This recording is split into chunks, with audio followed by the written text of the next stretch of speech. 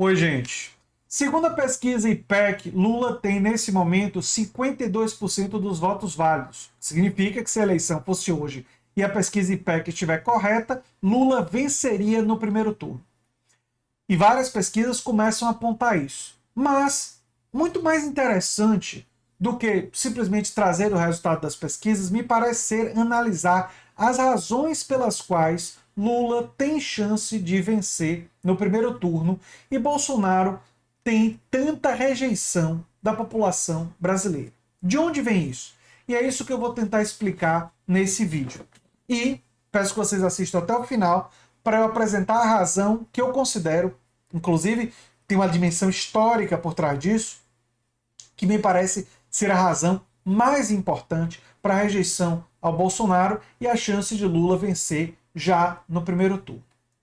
Hoje também eu quero lembrar vocês que às 5 horas da tarde eu terei uma live com Ed Antonini sobre educação, tema muito importante. Torço para que vocês assistam.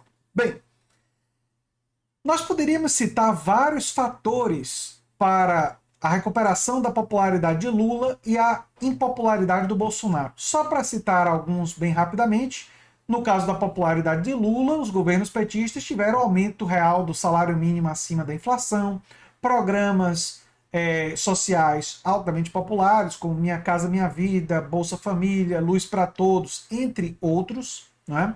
E no caso da impopularidade ou perda de popularidade do Bolsonaro, nós poderíamos falar do preço dos alimentos, preço dos combustíveis. Só que o preço dos combustíveis, depois que teve a mudança tributária, embora isso signifique cortes para saúde e educação, tiveram uma queda e não significaram uma recuperação da popularidade do Bolsonaro.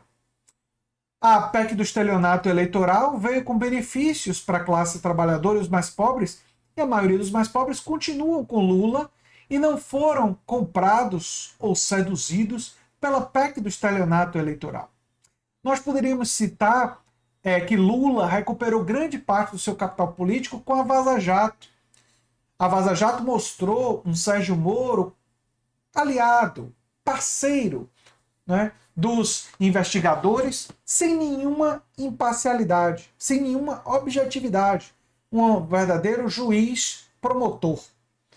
E quando os processos sobre Lula foram anulados, prescritos, ou ele foi absolvido, em 3 deles Lula foi absolvido, e aí Lula recuperou as condições de concorrer na eleição, ele recuperou grande parte do seu capital político. E Bolsonaro e a família Bolsonaro foram atingidos por vários escândalos de corrupção. O Flávio Bolsonaro e seus familiares, funcionários fantasmas, peculato, enriqueceram de forma ilícita, 51 imóveis comprados com dinheiro vivo, pastores com barras de ouro, dinheiro em pneu e propina em pneu e muitos outros escândalos. Todos esses fatores são relevantes e eu poderia citar muitos e muitos outros.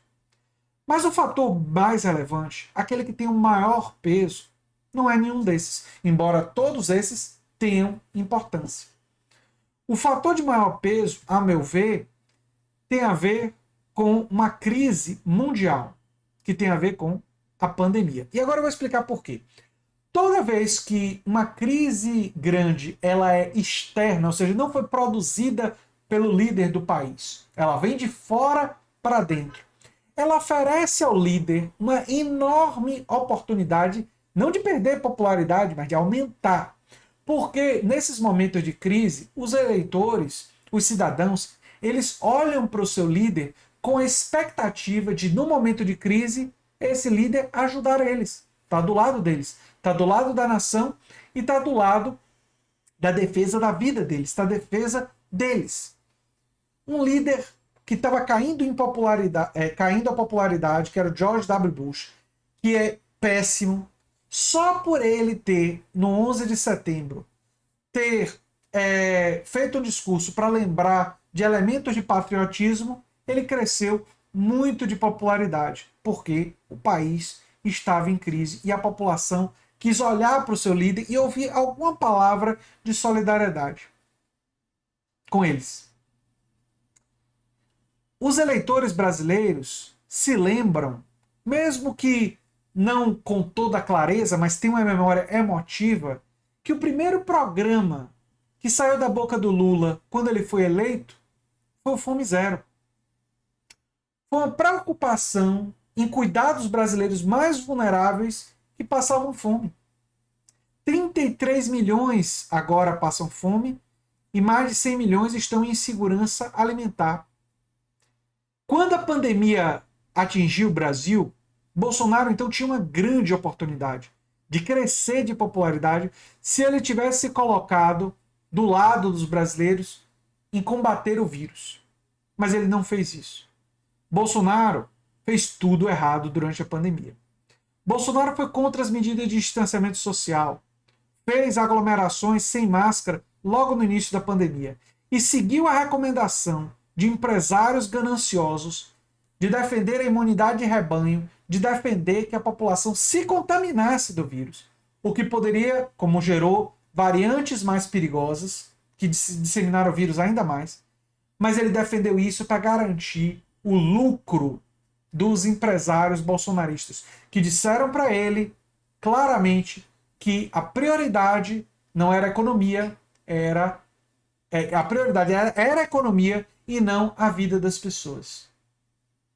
E Bolsonaro repetiu isso, dizendo temos que criticando as medidas de distanciamento, dizendo que ver a economia depois, como se a economia tivesse que vir antes. Essa era a prioridade que os empresários que ele escutou deram para ele. Por isso que ele defendeu em diferentes momentos que o chamado isolamento vertical, só dos vulneráveis e dos idosos, que não funciona, que não tem evidência de funcionar e que dissemina variantes do vírus e que tem o exemplo trágico de Manaus, que foi o que tentaram fazer por lá e eu não preciso lembrar a vocês o que foi que aconteceu. Isso produz, fundamentalmente, na mente dos brasileiros, uma comparação muito desfavorável a Bolsonaro. Enquanto eles lembram que no período do Lula escutava, é verdade, os banqueiros, os empresários, mas Lula escutava também o MST, também os movimentos sociais, e tinha programas voltados para os mais pobres, para os vulneráveis, ou seja, escutava diversas forças da sociedade civil e mostrava uma preocupação em determinados momentos, alguma prioridade de políticas que ajudassem os mais vulneráveis. Bolsonaro escuta apenas os empresários, apenas aqueles que queriam, no momento da pandemia, ou passar a boiada nas regulações, como Ricardo Salles, ou queriam garantir a lucratividade de suas empresas, mesmo que trabalhadores tivessem que morrer para que isso fosse garantido. Gente, essa comparação na mente das pessoas fez muita gente que não é muito politizada, que não é nem de esquerda, olhar para Bolsonaro e dizer: ele precisa ser derrotado. E é isso que explica a gigantesca rejeição do Bolsonaro. E a migração de votos que foram de Bolsonaro em 2018 para Lula. Não de pessoas que são lulistas, nem todos são, mas de pessoas que reconhecem que no período de Lula ele escutava também forças da sociedade civil e tinha uma preocupação em cuidar dos mais vulneráveis, embora ele escutasse também forças da oligarquia e tentasse acomodar esses interesses de uma forma a fazer um governo de coalizão, não é um governo de ruptura. Mas o Bolsonaro só escuta os empresários, só escuta aqueles que estavam dispostos a colocar a vida dos trabalhadores em risco para garantir seus lucros. E mesmo que a classe trabalhadora e mesmo que os mais pobres não tenham a compreensão completa e detalhada desses eventos, os sinais de um que cuidava e outro que estava disposto a colocar a vida deles em risco para garantir os lucros dos patrões, essa percepção se consolidou em parte da população, parte significativa da população brasileira. E esse é o fator predominante que explica a possibilidade de Lula ganhar no primeiro turno. porque parte da população brasileira simplesmente tem pressa, tem o desejo de se livrar de Bolsonaro o mais rápido possível.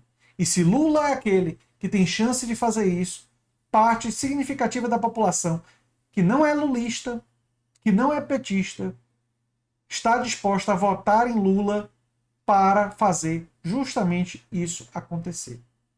E é isso que explica as chances reais e matemáticas de Lula ganhar no primeiro turno e porque Bolsonaro tem uma rejeição tão grande. Embora a vitória no primeiro turno não esteja garantida, tem o debate na Globo, né, que, enfim, a gente não sabe exatamente o que vai acontecer, e as pesquisas indicam que Lula está com chance de ganhar no primeiro turno, dentro ali mais ou menos próximo da margem de erro, o que significa que não é uma garantia.